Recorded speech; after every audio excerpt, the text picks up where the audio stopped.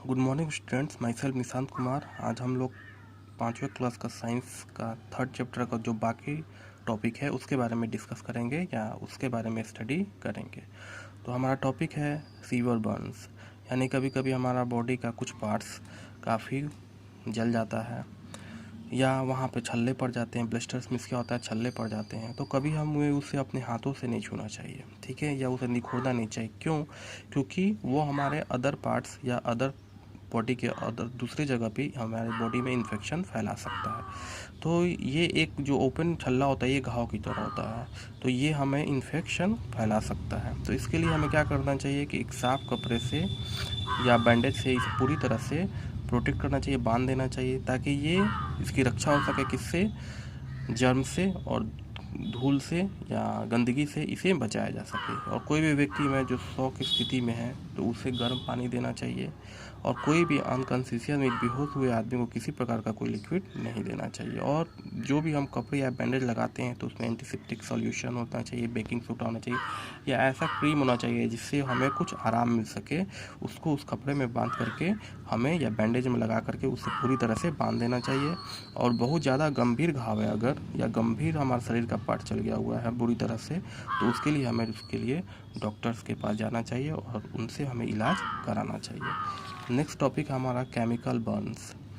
तो कभी कभी क्या होता है, अगर स्कूल के लेबोरेटरी में हम क्या करते हैं या हमारे घर में अगर किसी प्रकार कोई केमिकल है, रसायन है, तो कभी हमारे वो बॉडी पे गिर जाता है और हमारे बॉडी को काफ़ी नुकसान पहुंचाता है। तो उस समय अगर हमारा बॉडी में अगर कुछ केमिकल गिर जाता है जहाँ पे गिरता है, तो उससे पर साफ पानी से, ठंडे पानी से उसे पूरी तरह से साफ़ करना चाहिए। उसके बाद से वहाँ पर भी जहाँ बाग में पानी केमिकल रसायन गिरा हुआ है वहाँ पर अगर जल गया हुआ है तो उसे भी ये पूरी तरह से कोई एंटीसेप्टिक क्रीम लगा करके, लोशन लगा करके उसे कपड़े से बांध देना चाहिए या बैंडेज से बांध देना चाहिए। उसके बाद से हमें डॉक्टर के पास ले जाना चाहिए और डॉक्टर से उसका ट्रीटमेंट कराना चाहिए।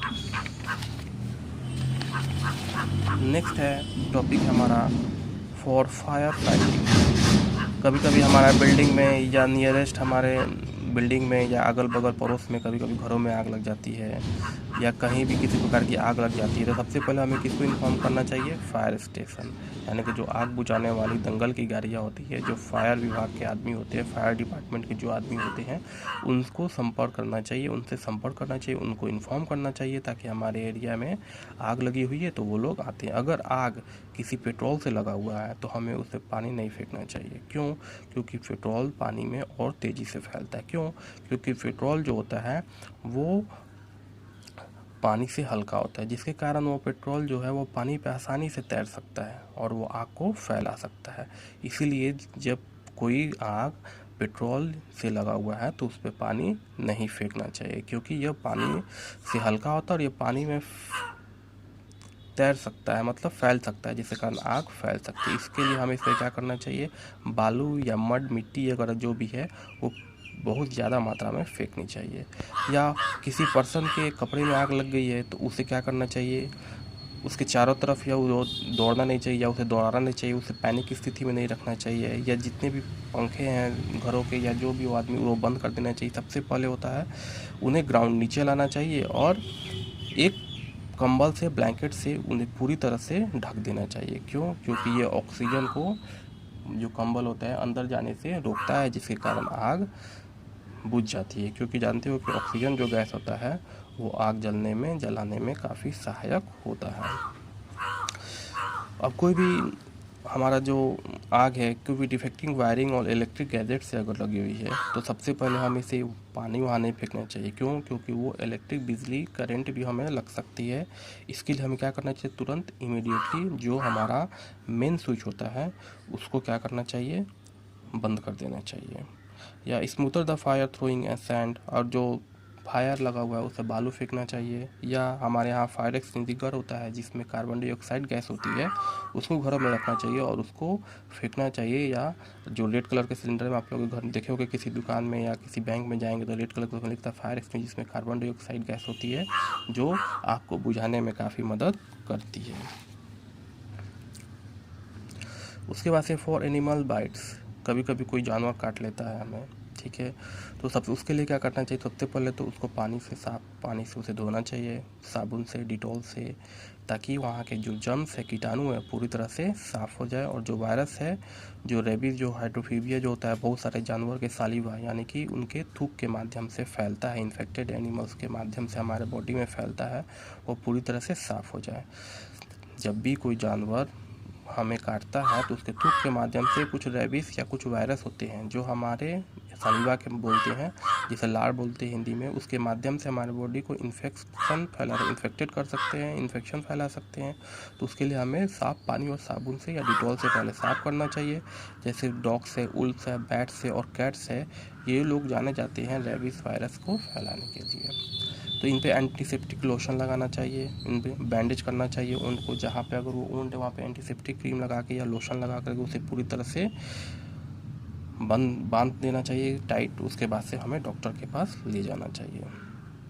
फॉर स्नेक बाइट्स, अगर कोई सांप काट लेता है तो ये पॉइजनस है, inject poison which it's sharp fang. हम लोग जानते हैं कि कोई भी सांप विषैला जो होता है वो काटता है तो वो काफ़ी जहरीला उनका विष होता है और वो हमें काफ़ी कम समय में मार भी सकता है, यानी कि हम काफ़ी कम समय में मर सकते हैं। तो इसके लिए क्या है कि तुरंत हमें क्या करना चाहिए, जहाँ पे हमें सांप ने काटा है उसे पूरी तरह टाइट करके दोनों आगे, पीछे और आगे से, यानी कि आगे पोर्शन पे पीछे पोर्शन में पूरी तरह से बांध देना चाहिए, ठीक है।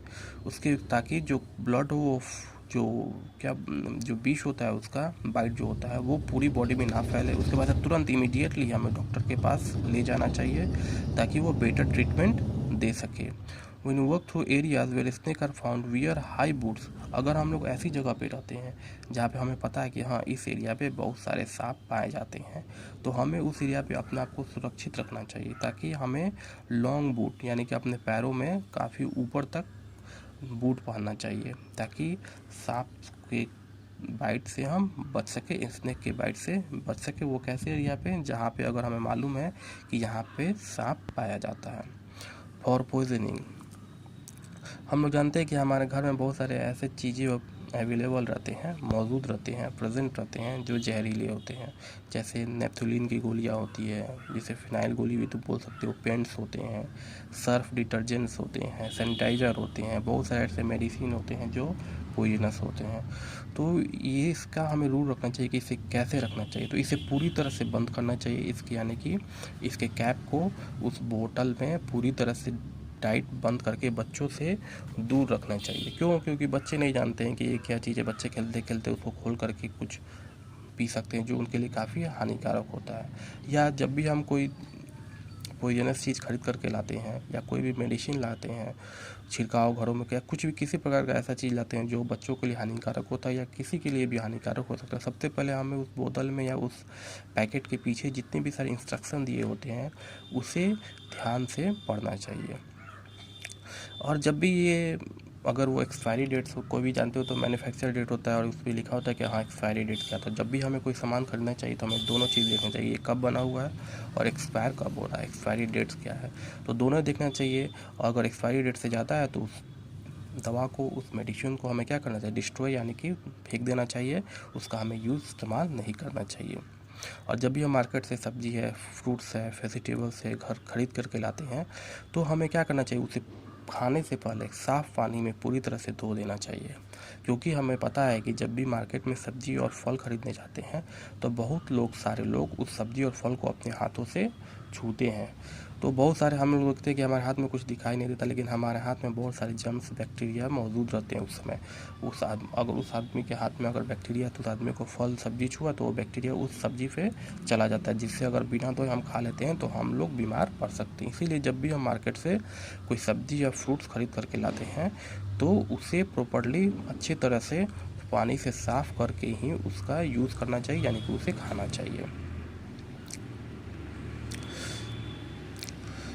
अगर कोई व्यक्ति है, कोई आदमी है, कोई बच्चा है, किसी प्रकार का ड्रिंक कर लेता है, कोई पॉइजनस चीज़ है, तो उसे उल्टी होती है, बहुत ज़्यादा वोमिटिंग होती है, तो उसके पहले हमें डॉक्टर के पास तुरंत इमीडिएटली ले जाना चाहिए और उसकी इलाज लानी चाहिए। कॉल अवे, तो हमें पता है कि हम जिस एरिया में रहते हैं या जिस शहर में जिस सिटी में रहते हैं तो उसमें बहुत सारे लोग होते हैं जो सोशल वर्कर होते हैं या जो सरकारी कर्मचारी होते हैं जो हमारे हेल्प के लिए हमेशा अवेलेबल है, जैसे पुलिस हो गया, फायर पर्सन हो गया, या केमिस्ट हो गया, या फायर स्टेशन वाला डॉक्टर हो गया। तो इन सारे नंबर व्यक्तियों का, इन सारे ऑफिस का हमें अपने पास नंबर रखना चाहिए, ताकि अगर इमरजेंसी अगर हमारे घर में आती है तो हम उस नंबर से उनको कॉल कर सकें और उनको बुला सकें। तो इन सारे व्यक्तियों का, इन सारे ऑफिस का हमें एक डिटेल रखना चाहिए, एक फ़ोन नंबर, मोबाइल नंबर रखना चाहिए, ताकि अगर हमारे घर में कुछ ऐसी घटना अचानक होती है तो हम उनको फ़ोन करके अपने घर बुला सकें और अपने आप को बचा सकें। तो ये हमारा 3rd चैप्टर भी कंप्लीट हुआ। इसके बाद से आपको बुक वर्क है और क्वेश्चन आंसर है, वो आपको कोशिश करना है। अगर नहीं होता है तो मैं पीडीएफ, आप 3 चैप्टर हो गया, एक चैप्टर का पीडीएफ बना करके क्वेश्चन आंसर का डालूंगा, आप लोग कर लेंगे। Thank you.